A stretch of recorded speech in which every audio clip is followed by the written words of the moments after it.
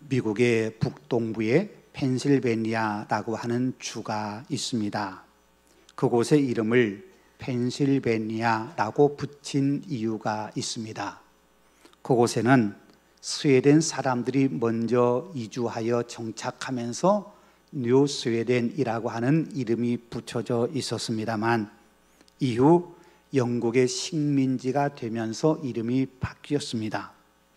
1681년 영국의 국왕 찰스 2세가 윌리엄 펜의 아버지에게 진 빚을 갚는 대신에 그곳을 개척할 수 있는 권한을 넘겨줍니다.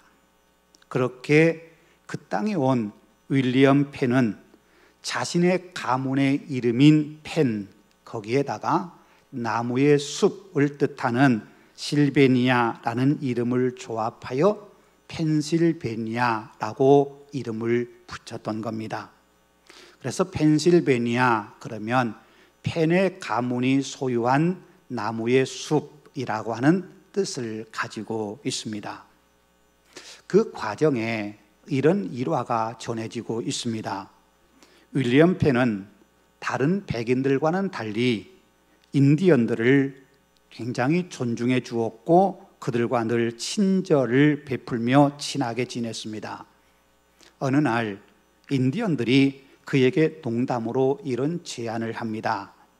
펜, 자네가 원하기만 한다면 우리 땅 모두를 가져도 좋네.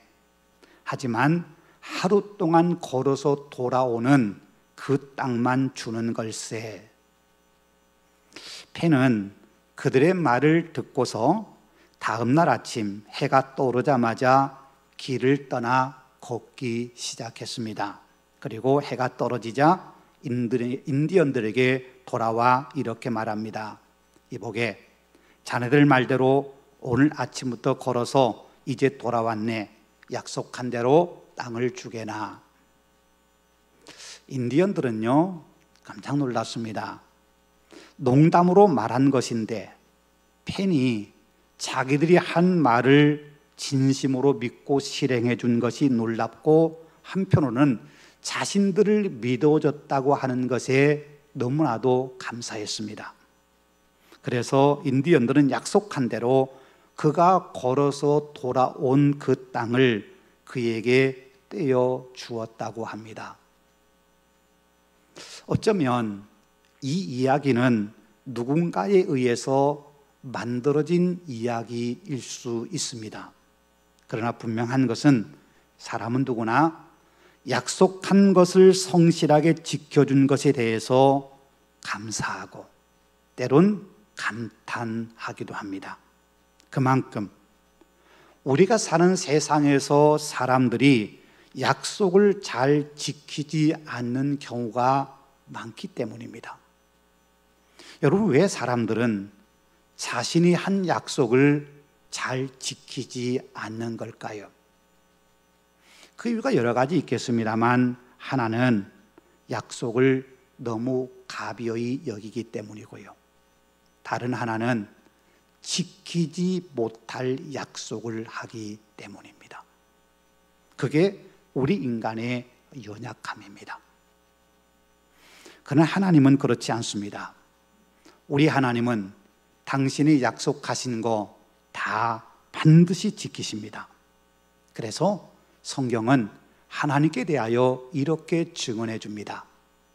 하나님은 사람이 아니시니 거짓말을 하지 않으시고 인생이 아니시니 후회가 없으시도다. 어찌 그 말씀하신 바를 행하지 않으시며 하신 말씀을 실행하지 않으시랴. 하나님은 당신이 하신 말씀 반드시 이루십니다. 실행하십니다.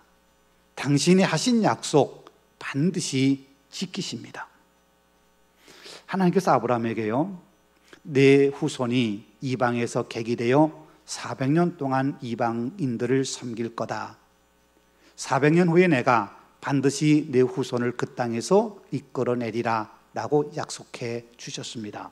그런데 정말로 400년이라는 긴 시간이 흘렀음에도 그 약속 잊지 않으시고 약속하신 대로 당신의 백성 이스라엘을 애굽 노예 생활하던 곳에서 건져내셨습니다. 그래요, 하나님은 당신이 하신 약속 반드시 이행하십니다. 하나님께서는 예수님을 통해서 예수님의 제자들에게 성령을 주시겠다고 약속하셨습니다. 예수님께서 승천하시기 직전에 제자들에게 그 사실을 확인시켜 주시면서 예루살렘을 떠나지 말고 아버지께서 약속하신 것을 기다리라고 말씀하십니다. 몇 날이 못 되어 곧 약속하신 성령을 너희가 받게 될 거라고 말입니다. 그리고 예수님의 제자들은 하나님이 약속하신 그 성령, 주시기로 하신 그 성령이 오시기를 기다리며 기도했습니다. 기도하며 기다리던 그들에게 약속하신 대로 성령이 오셨습니다. 그게 오늘 본문의 이야기입니다. 오순절이 되었습니다. 이스라엘 백성들에게 오순절은 굉장히 중요한 절기입니다. 이스라엘 백성들이 지켜야 될 가장 중요한 절기 셋을 꼽으라고 한다면 유월절, 오순절, 장막절입니다. 그 가운데 오순절은 미래 첫 수확으로 하나님께 감사의 제사를 드리는 날입니다. 뿐만 아니라 유대인들은 전통적으로 이날에 모세가 율법을 받기 위해서 시내산에 올라간 날이 이날이라 이렇게 생각하고 있었습니다. 오늘 본문에 그 오순절이 되었고 오순절에 이 일이 벌어졌습니다. 예수님께서 부활하신 후 40일 동안 이 땅에 계시면서 하나님 나라에 대해 말씀을 해 주셨기에, 그리고는 승천하셨기에 제자들은 오순절이 될 때까지 약 10일 동안 예루살렘에 모여서 하나님이 보내주시겠다고 약속하신 성령을 기대하며 기도하고 있었습니다. 오순절이 되어 그들이 다시 한 곳에 모여 기도하고 있을 때 성령께서 거기에 모인 모든 사람에게, 각 사람에게 임하셨습니다. 여러분 한번 생각해 보십시다. 왜 하필 오순절일까요? 왜 하나님께서는 당신의 약속하신 성령을 오순절이 되었을 때 보내주셨을까요? 물론 거기에 대해서 여러 가지 추측할 수 있는 이야기들이 많이 있습니다만 오늘 본문을 통해서 우리가 알 수 있는 중요한 것 하나 있습니다. 그것은 오순절 날이 이미 이르매 라고 하는 이 말씀을 통해서입니다. 날이 이미 이르렀다는 말은 하나님께서 계획하신 날, 하나님께서 뭔가를 실행하기 위해서 마음먹으신 바로 그 날이 되었다, 그 날이 꽉 찼다, 그런 뜻입니다. 여러분 성경은요 이것이 굉장히 중요한 사실을 우리에게 가르쳐 줍니다. 갈라디아서 4장 4절에서 이 말씀이 있습니다. 때가 차매, 때가 차서 하나님이 그의 아들을 우리에게 보내주신 겁니다. 하나님이 당신의 아들 예수님을 이 땅에 보내실 때 당신이 계획하고 당신이 마음먹으신 날, 그날이 되어서 그 마음먹은 날이 딱 차서 하나님께서 이 땅에 메시아를 보내주셨다, 그렇게 말씀하고 있는 겁니다. 여러분 그래요, 하나님은 언제나 당신의 때에 당신의 방법으로 당신의 일을 하십니다. 애굽에서 노예 생활하는 이스라엘 백성들을 건져내실 때에도 모세가 뭔가를 하겠다고 마음먹을 때가 아니라 하나님이 계획하실 때, 하나님의 때가 되었을 때 연약한 모세를 불러서 당신의 백성을 건져내시는 그 위대한 일을 이루어내셨습니다. 하나님이 하시는 일이 언제나 그렇습니다. 하나님께서는 당신이 계획하시고 당신이 마음 먹으실 때 당신의 방법으로 당신의 일을 하십니다. 그래서 우리는 하나님의 때를 기다릴 줄 알아야 합니다. 그 때를 우리는 알 수 없습니다. 우리가 그 때를 알 수 없기에 우리는 기도하면서 인내함으로 그 때를 기다리는 겁니다. 예수님의 제자들, 갈릴리 사람들도 하나님께서 보내주시다고 약속하신 성령을 기다렸습니다. 성령이 오실 때가 언제인지 그들은 알 수 없습니다. 그저 기도하면서 기다렸을 뿐입니다. 기도하며 기다렸더니 하나님의 때가 되어서 하나님의 약속하신 성령이 그들 가운데 임하셨습니다. 성령의 오심을 나타내는 첫 번째 표현이 하늘로부터입니다. 성령은 하늘로부터 임하셨습니다. 하늘로부터라고 하는 말이 중요한 이유는 그 성령을 받은 사람들이 모두 땅의 사람들이었기 때문입니다. 땅의 사람들인 갈릴리 사람들은 이 땅에 이스라엘 나라의 회복만을 기대했던 사람들입니다.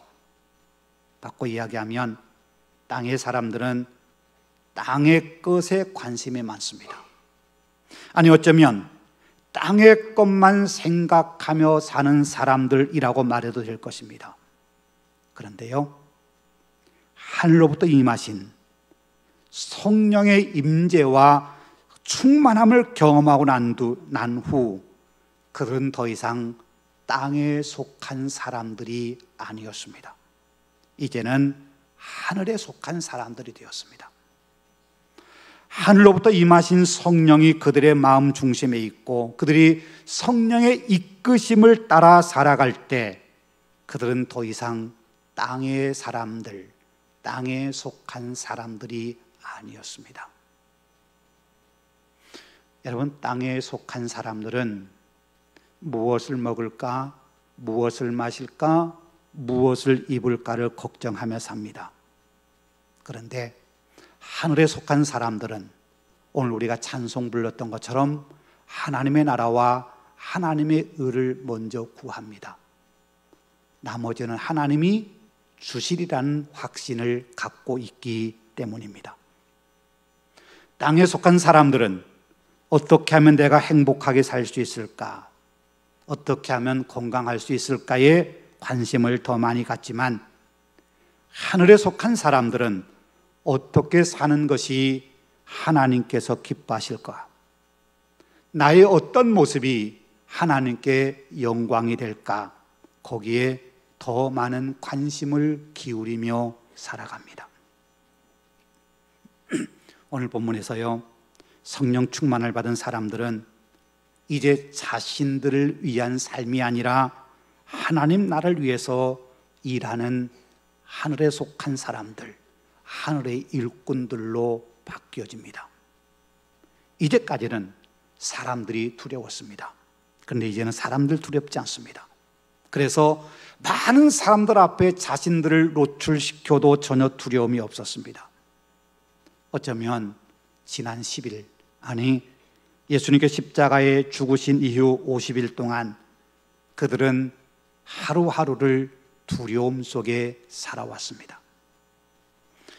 부활하신 주님을 만나 뵈었음에도 그들은 사내들인 공회가 두려웠고 예수를 십자가에 못 박으라고 소리쳤던 유대인들이 두려웠습니다. 그런데 이제 어느 누구도 두렵지 않습니다. 유대인들 앞에 그들은 당당하게 복음을 선포할 수 있는 용기를 얻었습니다. 사도행전 4장에서 기록하고 있는 것처럼 사내는 공회에 불려가서 그 권세 있는 사람들로부터 무슨 권세로, 무슨 이름으로 이 일을 하느냐고 추궁을 당해도 그들은 두렵지 않게 담대하게 나사렛 예수 그리스도의 이름을 그들에게 전해줍니다. 예수님의 이름 외에는 우리에게 구원을 받을 만한 그 어떤 이름도 주신 적이 없다고 말하면서 말입니다.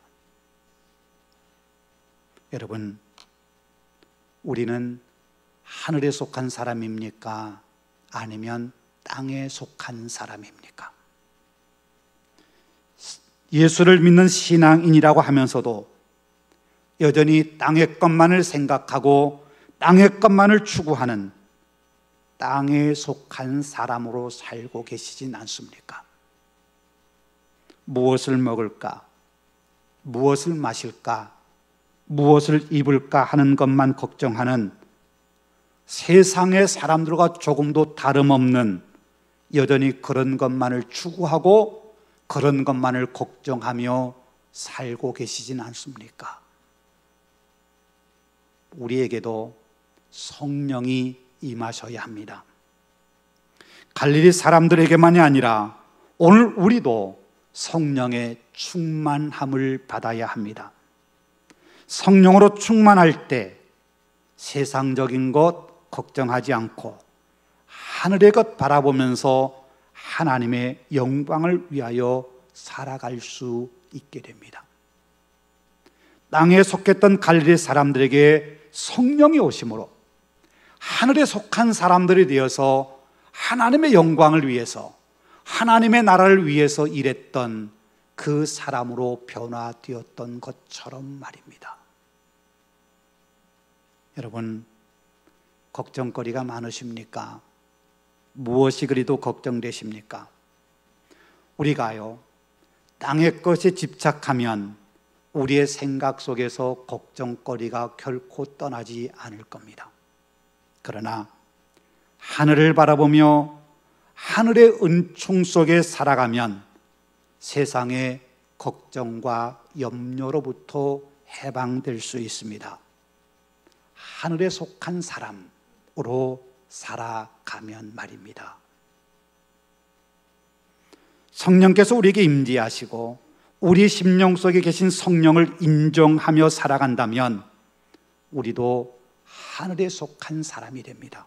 그러면 우리는 우리가 무엇을 하며 살아야 할지, 무엇을 바라보고 무엇을 꿈꾸며 살아야 될지 분명하게 알 수 있게 됩니다.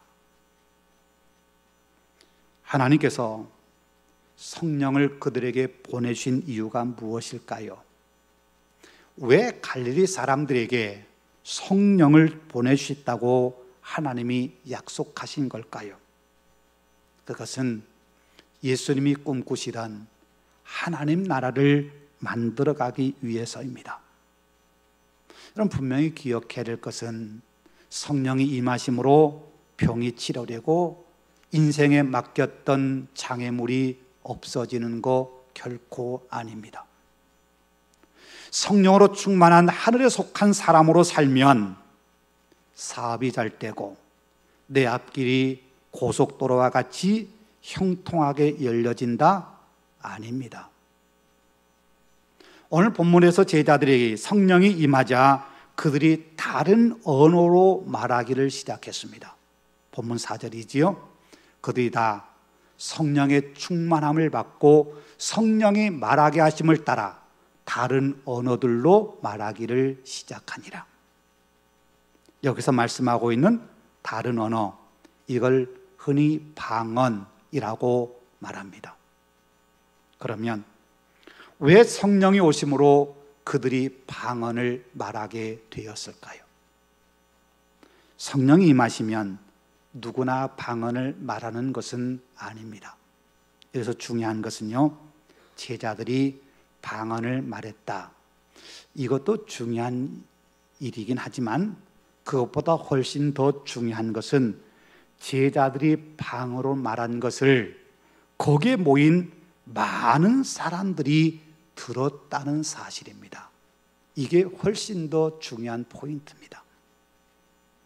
오늘 본문에서 방언을 다른 언어 또는 자기들의 방언이라고 표현한 이유는 제자들이 말한 그 방언을 사람들이 듣고 그 방언을 통해서 무엇을 말하고 있는지를 사람들이 알아들었다는 겁니다. 고린도 전서에서도 방언에 대한 말씀이 기록되어 있습니다. 근데 고린도 전서에 나오는 방언은 사람이 말하는 사람의 언어가 아니었습니다. 방언 통역의 은사를 가진 사람이 그것을 통역해 주지 않으면 그가 방언으로 무슨 말을 하는지를 알아들을 수 없는 신비한 언어, 하늘의 언어를 말할 때 고린도전서에서는 방언을 말하고 있습니다. 그래서 사도 바울은 통역해 주는 사람이 없다면 공중 앞에서 방언을 말하지 말라고 경고합니다. 다른 사람이 알아듣지 못한 방언은 자기 자신에게는 유익이 될 수 있어도 다른 사람에게는 유익이 되지 않기 때문입니다. 그런데 오늘 본문의 방언은요, 9절 이하에 나오는 최소한 17개 지역에 온 사람들, 그들이 모두 각자 자기들이 살고 있는 지방의 언어로 사도들이 이야기했던 그 방언의 말을 이해하고 들을 수 있었습니다. 거기에는 아프리카에서 온 사람들도 있고 로마에서 온 사람들도 있었습니다. 소아시아에서 온 사람들도 있었고 고대 바벨론 지역에서 온 사람들도 있었습니다. 각각 다른 언어를 쓰는 사람들이 제자들이 방언을 말할 때 그 방언을 자기들의 언어로 들을 수 있었다는 겁니다. 여러분, 여기서 중요한 질문 하나 있습니다. 그것은요, 그들이 방언으로 무엇을 말했을까 하는 겁니다. 무엇을 말했기에 여러 나라에서 온 사람들이 자기들의 언어로 사도들이 말한 걸 들었을까? 제자들이 성령의 충만함을 받고 17개 지방의 언어로 방언을 말했을 때 무엇을 말했을까? 오늘 본문 11절에 그 해답을 가르쳐 줍니다. 우리가 다 우리의 각 언어로 하나님의 큰 일을 말함을 듣는도다. 하나님의 큰 일을 말함을 들었다. 비록 120여 명의 사람들이 방언으로 말한 거지만 거기 모인 사람들은 각각 자기들의 언어로 제자들이 지금 무엇을 이야기하고 있는지를 다 들었다는 겁니다. 아주 분명하게 말입니다. 하나님께서 하신 큰 일에 대한 이야기를 방언으로 말하고 있다는 것을.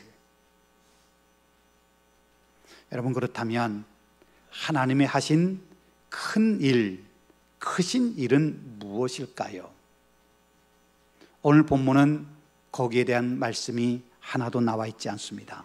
그러나 이후에 언급된 베드로의 설교를 통해서 우리는 알 수 있습니다. 예수 그리스도의 십자가 처형과 부활입니다.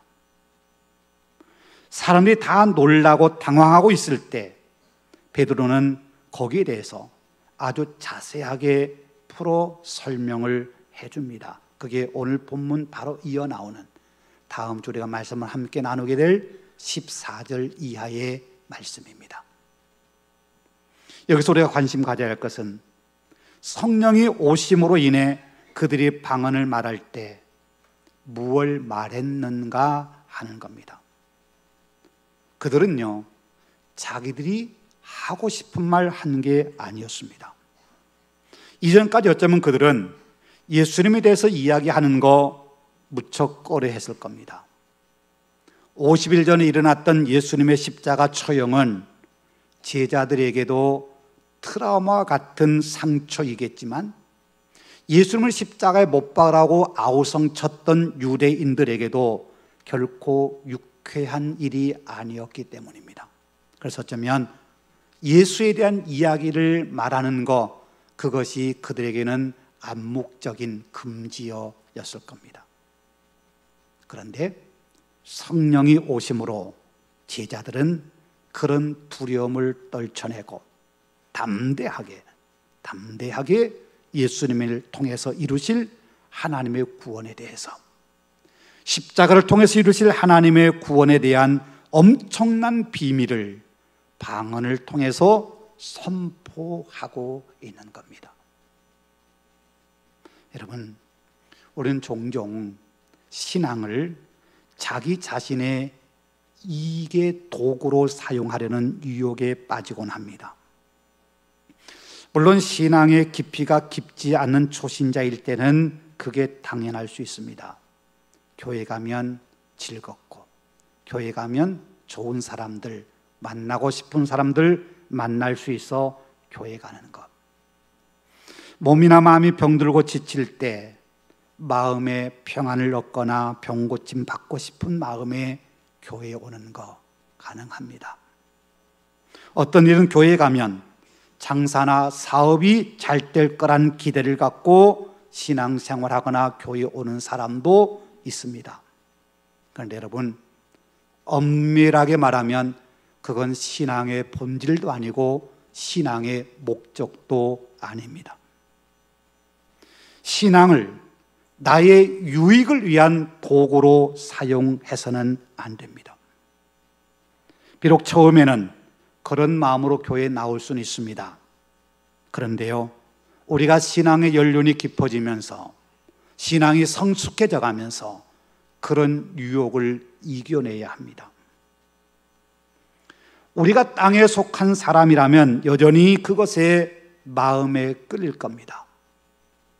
그런데 우리가 성령의 임재를 경험하고 성령의 충만함으로 살아간다면, 그래서 땅에 속한 사람이 아니라 하늘에 속한 사람으로 우리의 삶을 살아간다면 우리는 그런 세상적인 욕망을 이겨낼 수 있습니다. 그리고 하나님께서 나를 통해 무엇을 하시기를 원하시는지를 생각하고 그걸 위해서 우리의 삶을 살아가게 됩니다. 사도들은요, 성령 충만함을 받은 후에 하나님의 큰 일을 선포했습니다. 자기들의 사사로운 이익이나 욕망을 갈구하지 않았습니다. 여러분, 그게 바로 성령의 권능입니다. 예수님께서는 하나님께서 약속하신 성령을 기다리라고 제자들에게 부탁하시면서 성령이 오시면 너희가 권능을 받게 된다라고 말씀하십니다. 그리고 말씀하신 대로 약속하신 성령이 그들에게 오셨습니다. 그러면 이제 그들에게는 권능이 생겼습니다. 그 권능이 뭘까요? 내 아픈 몸이 치유받고 답답한 마음의 평안을 얻고 어려운 문제가 풀리고 사업이나 장사가 잘 되는 거, 그게 성령이 우리에게 주시는 권능일까요? 그건 분명 아닙니다. 하나님께서 하신 놀라운 일, 비밀스러운 일, 그 일을 담대하게 선포하는 겁니다. 예수님께서 꿈꾸시는 하나님 나라를 만들어가기 위해서 하나님이 무엇을 하셨는지를, 그리고 우리를 어떻게 사랑하셨는지를 담대하게 선포하는 것, 그게 제자들에게 임하신 권능의 힘이었습니다. 우리가 그렇게요, 성령의 충만함으로 권능을 받아 하늘에 속한 사람이 되면 우리를 바라보는 세상 사람들의 반응이 두 가지로 나타날 겁니다. 하나는 신기하게 여기며 놀라며 당황합니다. 오늘 본문 7절과 12절에 나오는 사람들의 반응이 그것이었습니다. 어떻게 배우지 못한 갈릴리 촌놈들이 다른 언어로 말할 수 있지? 이방인과 다름없는 저 갈릴리 촌놈들이 어떻게 하나님의 큰 비밀스러운 일을 말할 수 있지? 사람들은 이해할 수 없었습니다. 그저 신기하게 여기고 놀랍게 여겼을 뿐입니다. 우리가요, 성령의 충만함으로 하늘에 속한 자로 살면 세상 사람들 우리를 그렇게 볼 겁니다. 저놈들이 어떻게 저렇게 대단하게 살 수 있을까? 어떻게 저런 일을 할 수 있을까? 어떻게 저런 마음을 품을 수 있을까? 세상 사람들이 우리를 그렇게 볼 겁니다. 그건 우리 힘으로 하는 게 아니지요. 우리 안에 성령이 임재하시고 우리가 성령의 이끌림을 받으면 성령께서 우리에게 권능을 주셔서 세상 사람들이 놀랄 만한 모습으로 우리의 삶을 살아갈 수 있게 되는 겁니다.